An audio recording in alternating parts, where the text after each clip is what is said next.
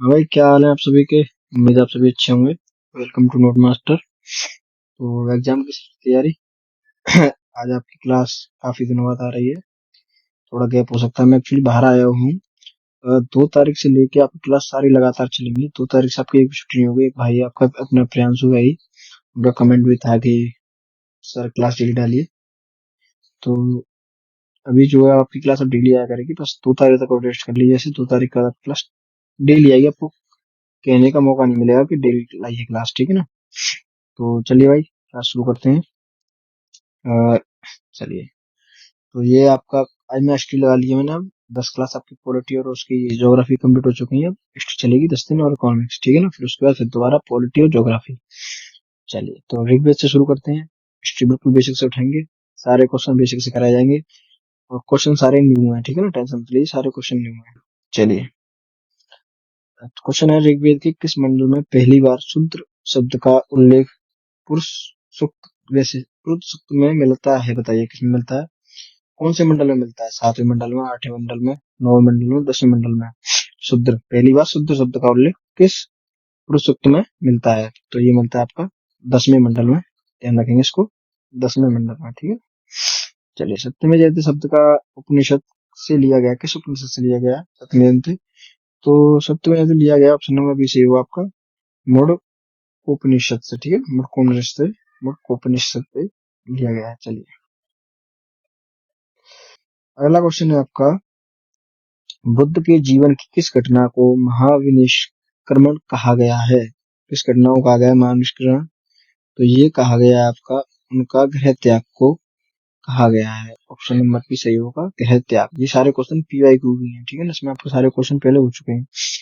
मौर्य प्रशासन में संदाता का पद क्या पद का था, मतलब क्या पद था ये, ठीक है ना। ये क्वेश्चन शायद आगे पीछे हो गया, दोबारा पढ़ देता। अगर मौर्य प्रशासन में सनिंदाता का क्या पद था, ये पूछा गया है, ठीक है ना।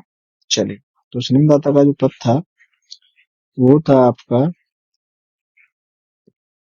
राजकीय कोषाध्यक्ष, यानी chief custodian of state treasury, ठीक है ना। चलिए, प्रसिद्ध हाथी गुम्फा शिलालेख किस राज्य से संबंधित है। तो किस राज्य से संबंधित है हाथी गुम्फा लेख। तो ये आपकी खारेवल से, ठीक है ना। खारवेल से, यानी चेदी वंश से, ठीक है ना। चलिए, कनिष्क के शासन काल में चतुर्थ बौद्ध संगीति कहाँ आयोजित की गई थी। बताइए, कनिष्क के शासन काल में चतुर्थ बौद्ध संगीति कहाँ आयोजित की गई थी। तो ये की गई थी आपकी कुंडलवन में, ठीक है ना। कुंडलवन, कश्मीर, ठीक है। चलिए, अच्छा, आपकी क्लास ये अब हो सकता है कि 2 तारीख तक और ऐसे डिले चले। 2 तारीख तक आपकी एक भी क्लास डिले नहीं होगी। तो 3 तारीख से आपकी क्लास रेगुलर आएंगी। और एक भी क्लास डिले नहीं होगी। 3 तारीख से एक भी छुट्टी नहीं होगी, क्योंकि आपके आज कल में एग्जाम के फॉर्म आ सकते हैं, पूरी उम्मीद है। अगर फॉर्म आते हैं मैं तुरंत उसकी वीडियो बनाऊंगा, पूरी जानकारी भी दूंगा उसकी आपको। टेंशन मत लीजिए। मैं आपको जो टारगेट चल रहे हैं वो टारगेट को पूरे करते रहिए, आपका सिलेबस आराम से हो जाएगा, ठीक है ना। यार, आपको 40% से ज्यादा सिलेबस कवर हो चुका है, ठीक है ना। हो जाएगा आराम से सिलेबस। चलिए, गुप्त काल के दौरान बारहमीर ने कौन सा प्रसिद्ध ग्रंथ लिखा था। तो कौन सा प्रसिद्ध ग्रंथ लिखा था। तो गुप्त काल के दौरान बारह बारहमीर ने लिखा था आपका पंचा सिद्धांत का, ठीक है ना। पंचाशी सिद्धांत का। एक सेकंड, साफ कर देता हूँ उसको मैं। पंचा सिद्धांत का, ठीक है ना। चलिए, किस सातवाहन राजा ने वेद कंडक स्वामी की उपाधि धारण की थी। तो किस राजा ने की थी सातवाहनों में से।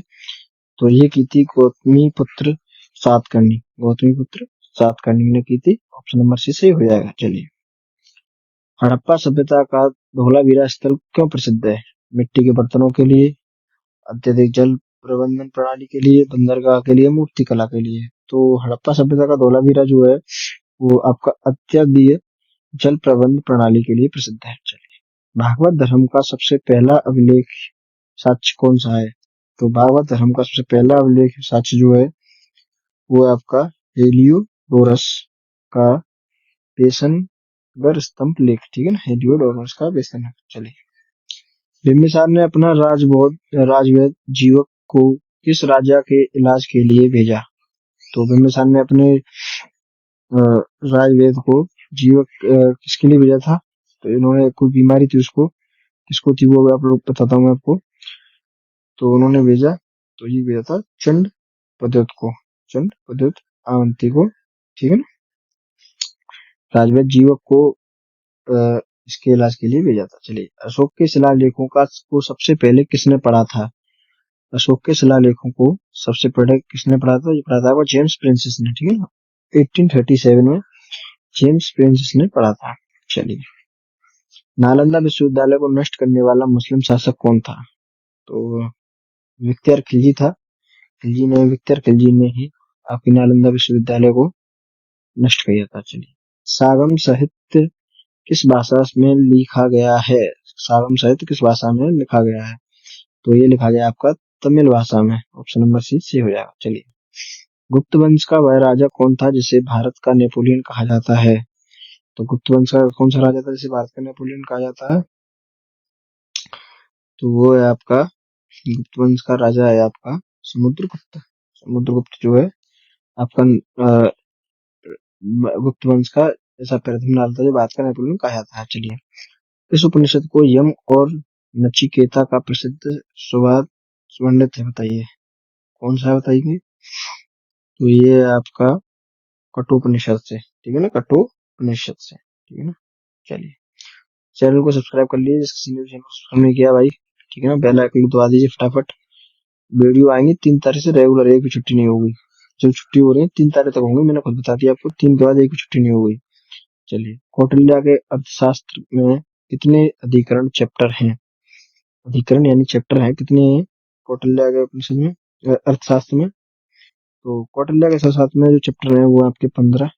ऑप्शन नंबर सी करेक्ट हो जाएगा। चलिए, अगला क्वेश्चन नंबर 38, पुष्यमित्र सुंग ने कितने अश्वमेध यज्ञ किए हैं, बताइए कितने अश्वमेध यज्ञ हुए हैं? तो आपके 2 हुए हैं, ठीक है। चलिए, शून्य जीरो का आविष्कार किस काल में हुआ है माना जाता है? मौर्य काल, कुषाण काल, गुप्त काल, वैदिक काल? तो जीरो का आविष्कार जो है गुप्त काल में माना जाता है।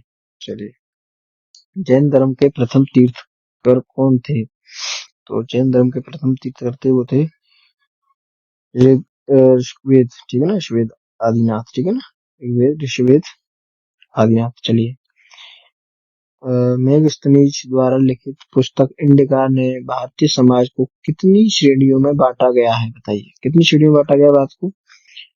तो भारतीय समाज में बांटा गया, तो यह बांटा गया था 7 में, ठीक है ना, 7 में। चलिए, इसको ऊपर कर देता हूँ तो दिखेगा साफ। किस गुप्त शासक ने हुरों के आक्रमण को विफल किया, बताइए? समुद्रगुप्त, चंद्रगुप्त, स्कंदगुप्त या भानुगुप्त? तो इसका राइट आंसर होगा स्कंदगुप्त। चलिए, प्रसिद्ध एलोरा की के कैलाश मंदिर का निर्माण किस राष्ट्रकूट राजा ने करवाया? तो किस राष्ट्रकूट ने करवाया, राजा ने किया? तो ये किया था कृष्ण प्रथम ने कराया। सिंधु घाटी सभ्यता की राखीगढ़ी स्थल वर्तमान में कहाँ स्थित है? तो राखीगढ़ी स्थल कहाँ स्थित है? तो ये है हरियाणा, हिसार में। चलिए,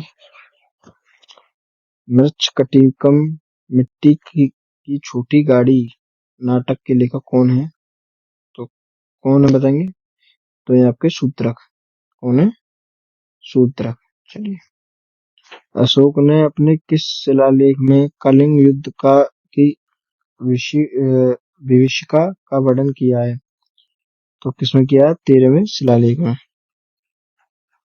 चलिए, आजीविका संप्रदाय के संस्थापक कौन थे? तो आजीविका संप्रदाय के जो थे वो थे आपके मखली गोसाल, ठीक है ना, मखली गोसाल। चलिए, गांधार कला शैली किन 2 कलाओं का मिश्रण है? तो किन 2 कलाओं का मिश्रण है? भारत और ग्रीक। तो ये अगला आपका एचडब्ल्यू क्वेश्चन। ये थी आज आपकी क्लास। अच्छा, कल जो अगली क्लास आई है, या तो अगली क्लास देखते हैं कब आएगी, आ जाएगी या देख लूंगा मैं। तो उस क्लास में मैं आपकी पंचवर्षीय योजना मैंने पिछली क्लास में कराई ना, उसके क्वेश्चन भी कराऊंगा, ठीक है ना। तैयार रहेगा उसके क्वेश्चन के लिए भी। चलिए दोस्तों, तो मिलते हैं अगली क्लास में। 3 तारीख से क्लास रेगुलर होंगी, टेंशन मत लीजिए।